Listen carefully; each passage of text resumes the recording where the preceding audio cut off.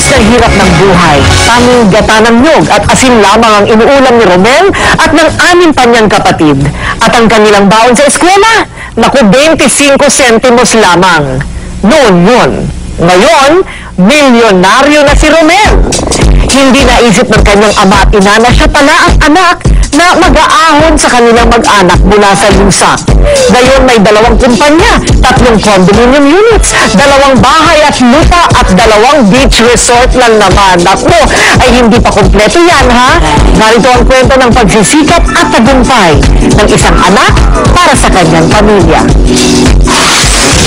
Lahat naman tayo dumadaan lang sa buhay na to at mawawala rin. Pero yung mga nagawa mo, lalo na sa pamilya, ay dala mas makapang buhay.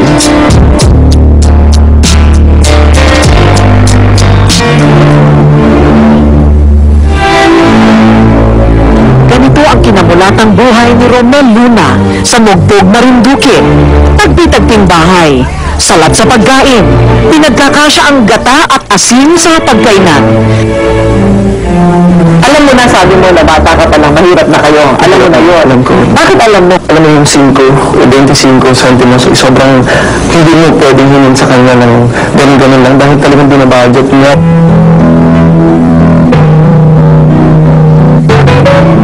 Tumatak sa isip ni Romel ang hangaring umasenso. Isang anak na nangakong ibabangon ng magulang sa kahirapan. Kaya't nang magtapos ng high school, buo ang loob na nakipagsapalaran sa Maynila. Ayun, sabi niya, nanay, basta ako'y tiyagang puntang Maynila. Sabi ko, ayun ko po, baka makahamak lang doon. Sabi ko, kailangan ng mabago ang takbo ng lahat.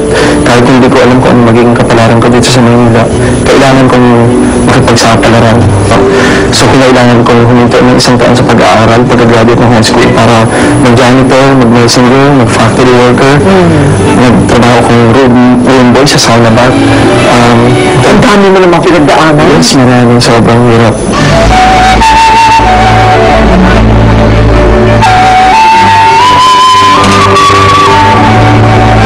15 trabaho ang pinasukan ni Romel.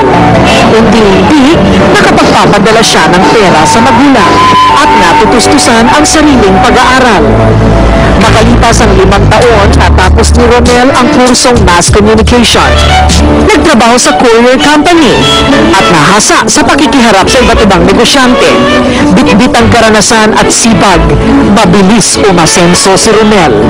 Nakapagpundar ng 2 sariling kumpanya, ang R&L Courier Express International at Creative Buffet Management.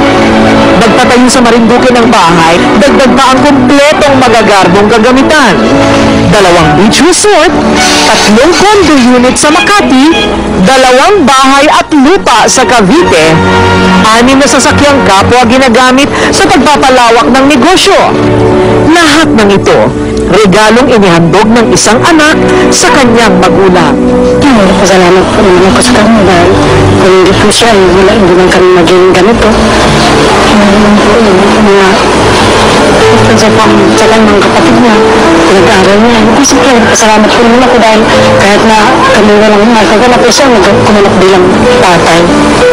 Minsan bang naisip mo na lalago ng ganito ang buhay mo? Laging ganun yung tinatarget ko. Laging ganun na sinasabi nila pag mas marami kang pera, mas marami kang problema. Pero para sa akin yung pagsisikap at pagtulong sa kanila at sa mga tao sa paligid ko, sa paglayon, parang kasaya mo. Sa mga anak, ganun. Masaya ako at alam kong malayo pang mararating ko sobrang dahil sa pinanalangin ko sa Panginoon at sinasabayan ko ng pagtrabaho sa mga pangarap ko.